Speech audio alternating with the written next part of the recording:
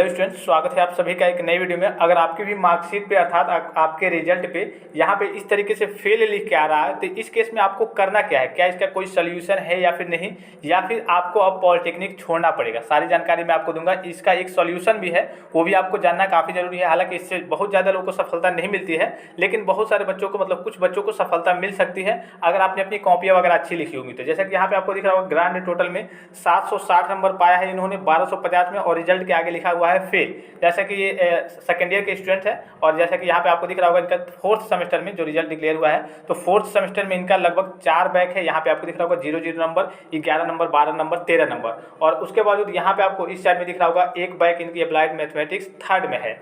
अब देखिए, सबसे पहले इसके बारे में थोड़ी सी जानकारी आपके पास होनी चाहिए। जैसा कि मैं आप सभी बच्चों को बता दूं कि अगर आपकी 5 बैक लग जाती है, टोटल 5 बैक या फिर उससे ज़्यादा बैक लग जाती है, तो आपका वाईबी मतलब होता है ईयर बैक हो जाता है। ईयर बैक का मतलब होता है आपको उसी साल, मतलब कि अगर आपके सेकेंड ईयर में कह लीजिए कि सेकेंड ईयर में आपकी बैक लगी है 5 या फिर 4, और आगे भी आपकी बैक लग गई, तो आपको फिर से एक साल उसी ईयर में, यानी कि एक साल और रिपीट करके पढ़ना पड़ेगा। सीधे शब्दों में समझिए कि आपका डिप्लोमा जो 3 साल का होता है वो 4 साल का हो जाएगा। अगर आप लेटरल एंट्री से आए हैं तो आपका जो 2 साल का डिप्लोमा होता है वो आपका 3 साल का हो जाएगा।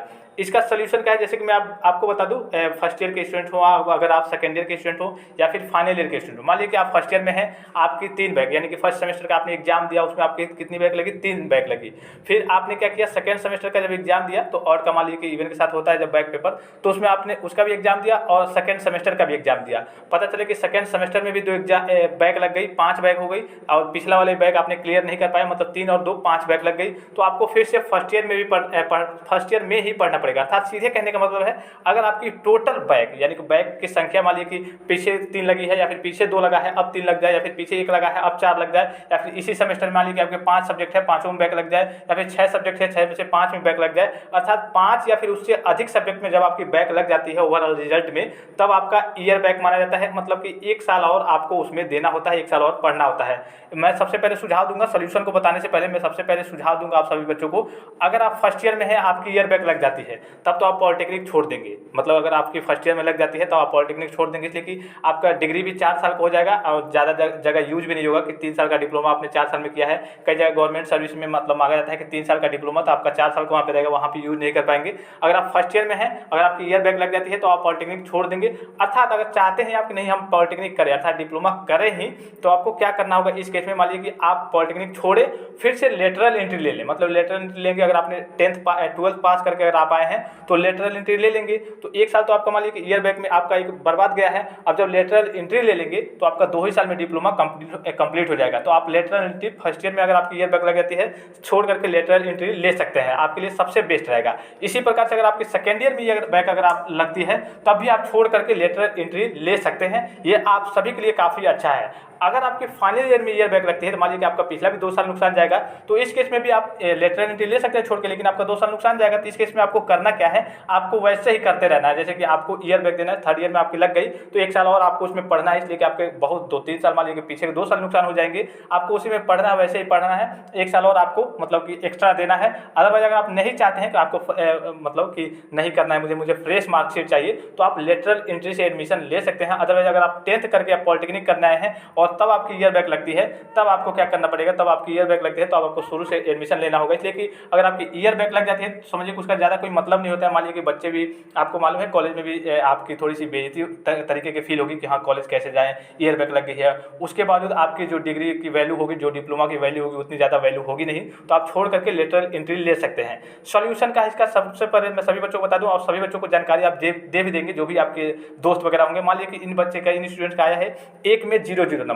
अब जाहिर सी बात है इस बच्चे ने कुछ ना कुछ तो लिखा ही होगा। जाहिर सी बात है कि 0 आने का मतलब हो सकता है कोई टेक्निकल एरर, कोई टेक्निकल इशू, या फिर कॉपी जांच ना हुई हो, या फिर कोई और समस्या आ गई हो, या फिर कुछ भी हो सकता है। ये कहा नहीं जा सकता क्या हुआ है, कुछ भी हो सकता है। तो 00 नंबर आया है, 11 नंबर आया है, 12 नंबर और 13 नंबर। जाहिर सी बात है कि 2 में रहता है तो ग्रेस मिल जाता है, केवल 2 सब्जेक्ट में मिलता है grace overall, first year, second year या फिर फाइनल ईयर, तीनों मिला करके केवल 2 सब्जेक्ट में। अब इनका क्या हुआ है, यहाँ पे देखिए 00 नंबर आया है, 11 नंबर, 12 नंबर। जो सिंपल सा सोल्यूशन है, जो आपका स्क्रूटनी रिवोल्यूशन अर्थात रीचेक का फॉर्म होता है, वो आप भर सकते हैं। जाहिर सी बात है आपकी ईयर बैग लग गई, यहाँ पे फेल दिखा दिया है। अब आपके पूरे सपने टूट गए होंगे कि हाँ चलिए फेल तो दिखा दिया है, अब क्या करें। तो इस केस में सिंपल सा जो एक सोल्यूशन है, इसमें बहुत कम ही बच्चे सफल होते हैं, लेकिन सफल होते हैं। मान लीजिए कि 5% भी बच्चे सफल हुए 100 में, तो 5 को, तो चलिए 5 को तो बचा कि हाँ चलिए उनका ईयर बैग से बच गया। तो इस केस में आपको थोड़ा सा पैसा आपका थोड़ा सा बर्बाद होगा, लेकिन आप स्क्रूटनी रिवोल्यूशन का फॉर्म भर देंगे। मान लीजिए कि इनकी 5 में टोटल बैग लगी है, अब जो यहाँ पे 13 नंबर दिख रहा है या फिर जो 12 नंबर दिख रहा है, हो सके इन दोनों में से दोनों क्लियर हो जाए स्क्रूटनी रिवोल्यूशन में, या फिर एक भी क्लियर हो जाए तो 4 रहेगा, तो काम चल जाएगा आपका। नेक्स्ट सेमेस्टर में आप चले जाएंगे, नेक्स्ट ईयर में चले जाएंगे, लेकिन 5 बैक रहेगा तब आपकी ईयर बैक हो जाएगी।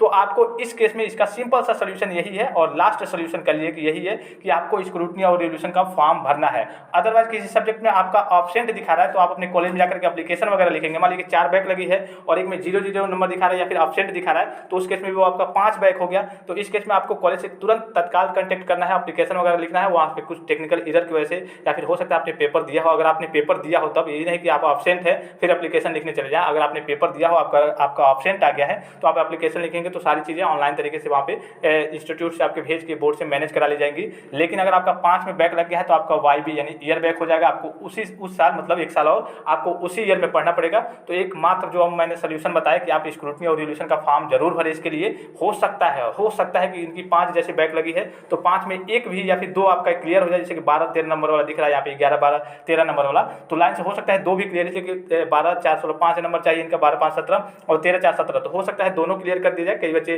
कई दयालु भी होते हैं, इस तरीके से चेक करेंगे तो हो सकता है क्लियर कर दें। अदरवाइज जो उनकी मानसिकता है वो तो मैं कुछ कह नहीं सकता उसके बारे में, लेकिन आपका एक लास्ट सोल्यूशन है कि ये भरना पड़ेगा। अदरवाइज आपका अगर नहीं हो पाता है इससे भी क्लियर, तो आपको मान लीजिए अगर आप फर्स्ट ईयर में है तो आप या फिर सेकेंड ईयर में है तो डिप्लोमा अर्थात पॉलिटेक्निक छोड़ दीजिए, फिर से लेटरल एंट्री से एडमिशन लीजिए और अच्छे तरीके से अपनी पढ़ाई कीजिए। आई होप कि वीडियो आपको इन्फॉर्मेटिव लगा होगा। वीडियो अच्छा लगा हो तो एक लाइक जरूर कर देंगे। फिलहाल इस वीडियो में इतना ही, इजाजत दीजिए। धन्यवाद, थैंक्स फॉर वॉचिंग। मिलते हैं नेक्स्ट वीडियो में।